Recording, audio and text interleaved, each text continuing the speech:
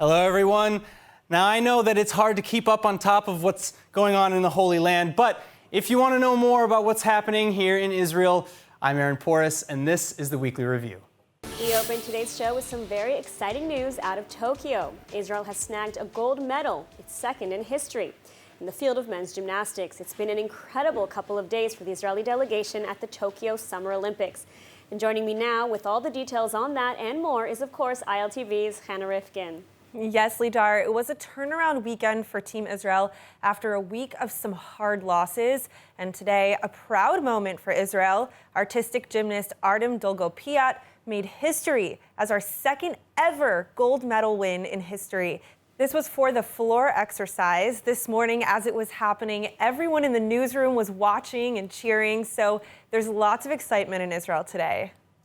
And the last time we won a gold, which was, I think, the first time ever, was in 2004, right at the Athens Summer Olympic Games for Gal Friedman in windsurfing. Yeah, but that's not all. This weekend, Lidar, Israel's favorite judokas pulled through in the mixed judo team matches on Saturday, beating Russia 4-1. It's a great turnaround of events for the judo team, taking home the bronze. Israel's second medal in Tokyo. Timna Nelson-Levy actually won the deciding match, so it seems like we spoke too soon last week. It seems like they did everything they possibly could to bring home a win for Israel and to redeem themselves. Yes, exactly. Sagi Muki and Peter Palachik even said that they gave their hearts and souls to this last chance after having such a tough week of individual losses. All right, now moving on to baseball, right, in a giant upset this morning, right? Israel beat Mexico 12-5. Now they've been up against some super tough opponents, right? USA destroyed them and Japan beat them by just 1 point. Almost all hope lost, but then this win. And they still have a chance to bring home a bronze for Israel. They've moved on to the double round robin phase. So Tuesday is their next game. We're going to keep following them in their dream come true journey. It's truly inspirational. Absolutely. Hannah Rifkin, thank you for taking the time to be with us today. Good to be here as always, Lidar. So we likely have a state budget. It's been a long time delayed, but it's finally on the horizon. The question is, how will the average Israeli feel the changes? Joining me to discuss is economic consumer behavior expert and assistant professor Vili Abraham. Vili, thanks as always for being with us. Now, recent agreements on the Economic Arrangements Bill include reforms affecting food and toiletry imports, imports of medical cannabis and wireless communications equipment for home use, and these are just a handful of the changes with potentially big outcomes. So assuming that the budget passes in its current form, where will Israelis likely see the most savings? If we're looking at savings, first of all, there will be reduced bureaucracy as far as managing and administrating a business is concerned. And you know, when there's a lot of bureaucracy, you need a lot of documentation and certificate that costs money, and that will likely be a saving for business owners. But if we're looking at the average Israeli, we're going to see that people are going to save a lot of money in the supermarket as far as buying fruits and vegetables and other products, because the market will be open to import on the one hand. On the other hand, we'll be paying more for disposable plasticware and sweetened beverages. But I think taken as a whole, opening up the market will bring significant savings to the average Israeli family. All right, so we've discussed the so-called sugar tax in previous interviews, which will raise the cost of certain goods in efforts to reduce obesity. And now we're also seeing inclusion of a higher carbon tax, which will make electricity more expensive. Where will Israelis start paying more? Well, the first place is actually paying more for electricity in our homes, which is as expensive as is. And because businesses will be paying more for the electricity to run their businesses, it means that we as consumers will probably have to pay more because, you know, if you look at the way businesses operate, if they incur more expensive, this is usually passed on to consumers because a business is open in order to maximize profits and minimize its expenses. So it means that in a lot of ways we'll be paying more. Maybe it's for things that we buy in the supermarket because there are greater expenses in the malls. Where every business that operates and serves its customers offline will be paying more, and we're likely to pay more. The question is how much. Right. But I don't think it will increase prices significantly just because of electricity. All right, so what other taxes might we be discussing in the budget proposal? I see a congestion fee for the Gush Dan, Tel Aviv area. Transportation Minister Michal Michaeli says that the public transport can't handle picking up the slack. Meanwhile, you have agricultural reform, another issue as farmers are protesting the plan to open the market to international competitors, the fear being that consumers may win, but farmers will lose. How do you respond? Yeah, well, there's always a trade-off between offering your citizens cheaper prices and, on the other hand, affecting negatively farmers. Because if the market is open to competition, it means that the prices of fruits and vegetables and everything that is produced in Israel will decrease. And this means that the profits of the farmers will decrease. But I think that we have to look at the picture overall. I think that in Israel, we're paying much, much more than any OECD country, certainly much more than the United States. And I think that it's high time that we do enjoy great competition and more reasonable prices. And I think that all markets in Israel, all competitors, all businesses can just become more efficient. And if they become more efficient, they can still make a profit while selling their products at a more reasonable price. So farmers just have to become more efficient, but I don't necessarily means that this is the end of Israeli agriculture. All right, so in June, Finance Minister Lieberman assured the public that there will be no tax hike, that we oppose a tax hike, taxes should not be raised, and there will be no going crazy on the budget issues. That's a quote. But this is clearly not the case. Was it ever possible for Israel not to raise taxes, especially given the economic fallout of the pandemic? No, this would not be possible.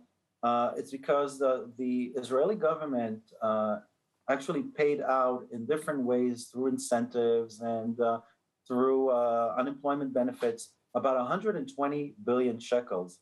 And this has to come back to the government coffers. So it did raise money through bonds, but most of the money will have to come through taxing either services, government services that will be raised pretty soon, and through direct and indirect taxes. Nobody spoke about, as far as I know, nobody spoke about increasing income tax, but that's also something that can increase, and also the VAT, the value added tax, which is currently 17%, that can also go back to 18%, which was the case for many, many years.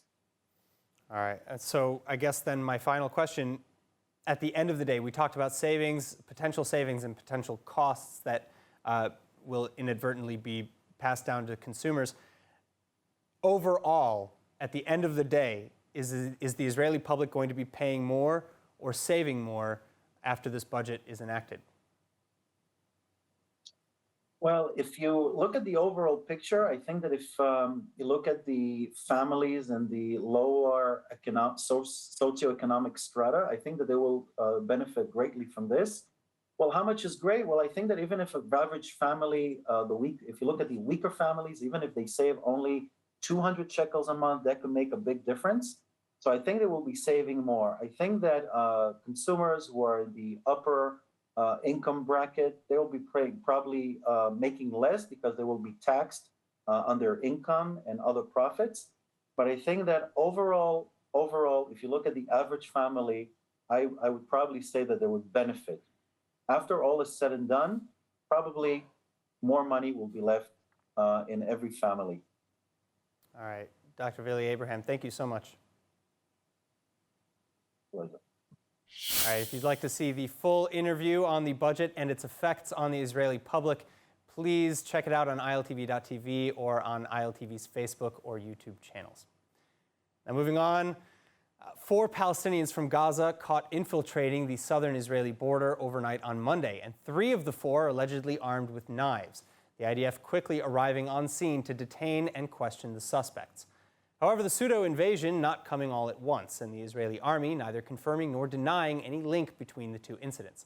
Likewise, the IDF also playing it close to the vest on whether the latter 3 suspects are being held in their custody. In any case, the initial armed intruder crossing the border late last night alone, carrying a knife and a pair of bolt cutters. Then, at a later time in the early morning hours, the 3 other suspects entering from the same area. Israeli authorities reporting that while Israel's high-tech fences and walls, both above and below ground, are guarding the frontier with Gaza effectively, gaps in the steel fencing are proving to be a source of numerous invasions. And particularly during times of low visibility, Palestinians are using such openings to illegally cross into Israel, often with alleged intentions to attack. Beginning today with Iran, the Ayatollah regime appearing to step up their malign activities in the region with a series of new hijackings in the Gulf of Oman. Reports on Tuesday coming from at least half a dozen commercial ships off the coast of the United Arab Emirates saying that they'd lost control of their steering under unclear circumstances. And though Tehran denies involvement, Iran's IRGC forces are again believed to be responsible, especially as these latest incidents come amidst heightened tensions between Tehran and the West. Israel, the United States, and the UK already blaming Iran for attacking an Israeli-owned oil tanker last Thursday, resulting in the deaths of 2 civilian sailors. Another attack for which Iran denies involvement. That said, מיד אחרי התקיפה האיראנית של הספינה, אנחנו שיתפנו את המודיעים שלנו עם ידידינו בארצות הברית, בבריטניה ובמקומות אחרים. לאף אחד אין ספק מי עומד מאחורי האירוע, אבל אנחנו סיפקנו גם ראיות קשיחות ליתר ביטחון. ובנושא האיראני בכלל, אנחנו פועלים לרתום את העולם, אבל במקביל יודעים גם לפעול לבד. איראן יודעת כבר את המחיר שאנחנו גובים כשמישהו מאיים על ביטחוננו. האיראנים צריכים להבין שאי אפשר לשבת בשלווה בטהרן ולהצית משם את כל המזרח התיכון. הדבר הזה נגמר. Prime Minister Bennett renewing vows to do everything within Israel's power to keep Iran's Ayatollah regime at bay, with or without help from allies like the United States. Bennett still lamenting, however, how diplomatic niceties and political correctness are apparently superseding what he deems to be common sense, particularly as Israel continues to blast the West for trying to re-enter a nuclear deal with Tehran's new and more extremist government. למרבה הצער, נציג של האיחוד האירופי מתכוון להשתתף בטקס ההשבעה של הנשיא האיראני החדש, ראיסי. ראיסי הוא הנשיא האיראני הכי קיצוני עד כה, והתחרות קשה. אני קורא מפה לאיחוד האירופאי. אי אפשר לדבר על זכויות אדם ובמקביל לתת כבוד לרוצח, תליין, שחיסל מאות מתנגדי משטר. מול איראן נאומים לא מספיקים. Now, continuing with Iran, the country's new president, Ibrahim Raisi, aka the hangman of Tehran, has been sworn in by the Supreme Committee. And he'll be fully initiated by the Iranian parliament tomorrow, thus officially starting a new administration in the Islamic Republic. But with the country suffering from rampant coronavirus infections, a horrible and worsening economic crisis, and pressures over its nuclear weapons program, Iran has yet to fully flesh out its new diplomatic policies. So what does all this mean for Iran and the world? Joining us to discuss is ILTV's resident regional expert, Asaf Nissan. Asaf, thanks so much for being with us again. Thank you so much. All right, so first of all, I want to start with the shipjackings, or these hijackings. Iran has been blamed for these recent attacks, but unlike last week's drone attack against the Israeli-owned ship on Thursday, this has not really been proven definitively that it was the IRGC. How do we know if the allegations against them are true? Well, we can't be sure per se if the attacks are Iranian officials or not, official attacks or not. We do know that the IRGC, the Iranian regime itself, has denied those attacks, and reports came out that there was no official involvement. But speaking of the attack on Oman, we actually have Defense Minister Benny Gantz, who issued a statement not long ago saying that the IRGC Air Force is responsible for those attacks. So thus we can't be sure, especially on those in Oman. So we can't be sure per se to say that Iran is in charge of it, but we do know that Iran has its hand all over it. So of course we can't be sure if we can't say per se if it's not or not. Well, so let's talk a little bit more about the IRGC. Ibrahim Raisi is now president.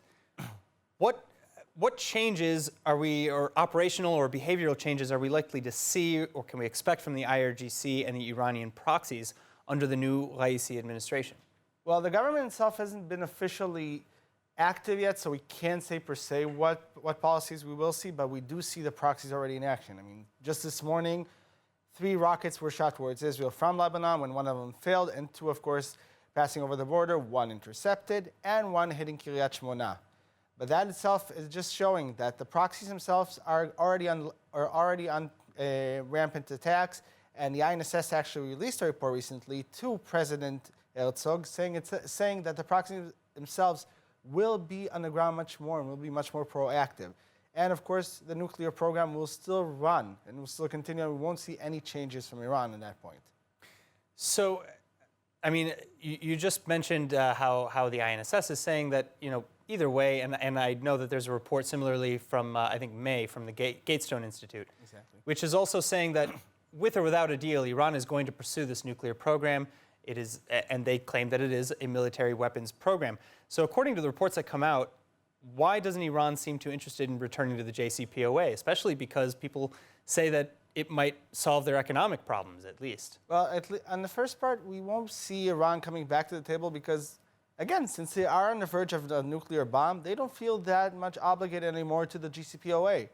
And of course, with the new president in charge and Iran recently signing an agreement with China for 25-year collaboration, their financial trouble don't seem that prudent for them to go back to the table and agree to every term the IAEA and any other Western civilization would want to give them. Are Raisi's policies, or rather how different are Raisi's policies towards the West, towards the JCPOA, the Iran nuclear deal, et cetera, different from his predecessor, Rouhani? Well, Rouhani himself is more of a reformist, and Raisi, since being more of a conservative, will be much more on the offensive side of the deal. He would not allow any restrictions to come forth. He would probably fight anything that Rouhani already signed, which means even if Iran goes back to the table for another deal of the JCPOA, we're going to see a different Iran. We're going to see a different fight, a different decision, and they're probably going to try to bring it back to the beginning of the terms in order to set their own terms and own decisions on what's going to happen. My final question, how are locals in Iran reacting to the new administration? Well, the new administration, according to the locals, wouldn't be that much interesting as regards to Israel and the nuclear bomb. We will see much more focus regarding COVID, regarding the economic crisis. Thus, those are the things that would be more prudent for the simple Iranian citizen. And if he will see that the government itself doesn't care about him and yet again continues his ongoing international fight with Israel and the West in order to complete its doctrine, they're not going to want to wait for them anymore. They don't even have the strife against Israel. They just want to live like human beings. And if they don't get that response, and then they don't get their proper respect, at the end of the day, they'll ask for his head and ask him to resign. All right, well, we'll see how all of these things actually play out, of course, if any sort of calls are made.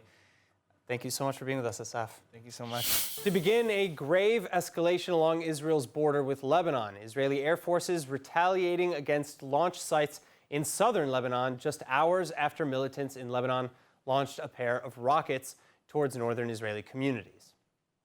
ושמענו איזה פיצוץ אחד או שניים עמומים, לא הבנו בדיוק מה קורה, ואז התחילו להגיע מלא שמועות שהיו נפילות באזור של קריית שמונה. ולצערנו הרב, תמיד שיש נפילות, אז מתחילות השרפות. ועם השרפות בדרך כלל מסכן את כל האזור פה, הורס את הטבע. Thankfully, however, no injuries or damages have been reported, with one rocket landing in an open area and the Iron Dome defense system intercepting the other. Then Israel following up with at least 2 air raids overnight Thursday, Syrian media and the IDF both reporting the destruction of several launch sites and, quote, infrastructure used for terror in Lebanon, end quote. Meanwhile, Lebanese President Aoun, for his part, calling Israel strikes an escalation that shows aggressive intent. Defense Minister Gantz and other officials, however, are alleging that the culprits come from one of the several Palestinian militant groups dotting Lebanese territory, and that Israel will not hesitate to respond where necessary. النظر عن هوية مطلقي القذائف الصاروخية فالعنوان واضح تتحمل حكومة لبنان المسؤولية الكاملة عن أي عملية إطلاق نار من داخل أراضيها نحو إسرائيل الحديث عن عدم سيطرة الدولة اللبنانية على نشاطات الجهات الإرهابية الفاعلة بها إسرائيل من جانبها لن تسمح بإطلاق النار من لبنان تجاه سيادتها مهما كان ولكل سبب. Moving on, as you probably well know, coronavirus cases in Israel are increasing dramatically, and the Health Ministry Director General, Professor Nachman Ash, is responding with dire warnings. Ash telling the nation's major hospitals to, quote, prepare for a complex situation. That said, not everyone is seemingly too worried. A new critical report in Hebrew media revealing that alternate Prime Minister and Foreign Minister Yair Lapid has been skipping every single COVID cabinet meeting. The infection rate in Israel today holding around 3.3%.